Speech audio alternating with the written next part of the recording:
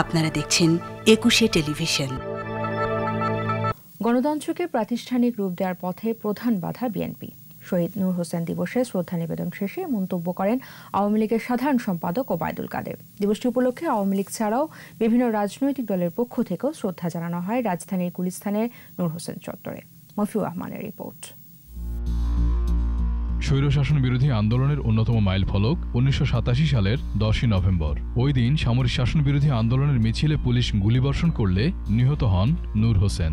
তারপর থেকে গণতন্ত্রকামী রাজনৈতিক দল ও সংগঠনগুলো দিনটিকে নূর হোসেন দিবস হিসেবে পালন করছে। দিনটি স্মরণে আওয়ামী লীগ ও এর অঙ্গ সংগঠনের নেতাকর্মীরা শ্রদ্ধা জানাতে আসেন রাজধানীর নূর হোসেন চত্বরে।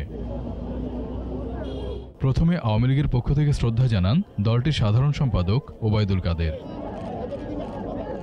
পরে তিনি বলেন, সেদিন নূর হোসেনের শরীর ছিল জীবন্ত রাজনৈতিক পোস্টার। এই বীর শহীদ বাঙালির মনে সংগ্রামের অগ্নিশিখা জ্বালিয়ে দিয়েছিল বলেও মন্তব্য করেন তিনি। পুলিশের গুলিতে ক্ষতবিক্ষত শহীদ নূর হোসেনের দেহে লিপিবদ্ধ রক্তস্নাত স্লোগানের রণধ্বনি পৌঁছে গিয়েছিল বাংলার প্রতিটি প্রান্তরে।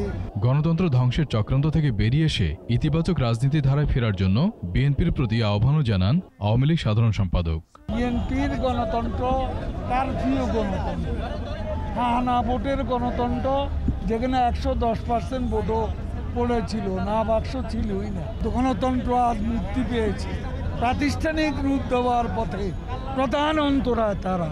এরপর শহীদ নূর হোসেনের প্রতি শ্রদ্ধা জানান যুবলীগ চেয়ারম্যান সহ বিভিন্ন সংগঠনের নেতাকর্মীরা। শ্রদ্ধা জানান সর্বস্তরের মানুষ। মফিউর রহমান, একুশে টেলিভিশন, ঢাকা।